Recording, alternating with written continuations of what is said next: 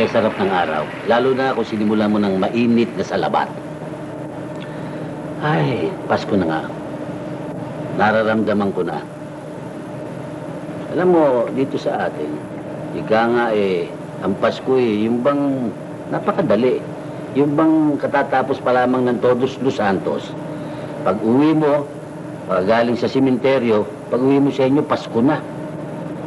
Sa atin gano'n. Pero ang totoong simula ng Pasko, yung talagang opisyal, 16 ng Disyembre sa madaling araw.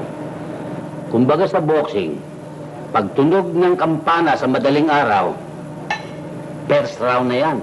Kanya lamang, imbis na 10 rounds, siyam na misa sa madaling araw ang bubunuin mo. Kanya tayo, maski napupuyat, araw-araw dyan, nagtitis tayo dahil masaya. Kahit na yung kasarapan ng tulog mo, na medyo namamaluktot ka sa kumot na medyo maginaw, gumigising ka para magsimba. Lalo-lalo na yung mga binata't dalaga. Masaya silang pirmi. Mga titigan dyan. Lalo-lalo na kung humihigop sila ng tsaa, na meron silang chaser na bibingka, at pulutan na putubumbong. Ay, kasaya-saya nila. Yan isang kaugalian nating Pilipino, napakaganda.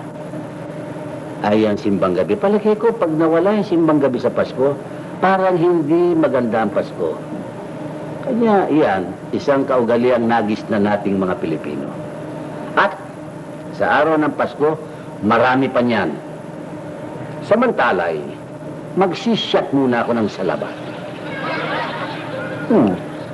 Pwede rin ito sa pasyon. Malamig na yata.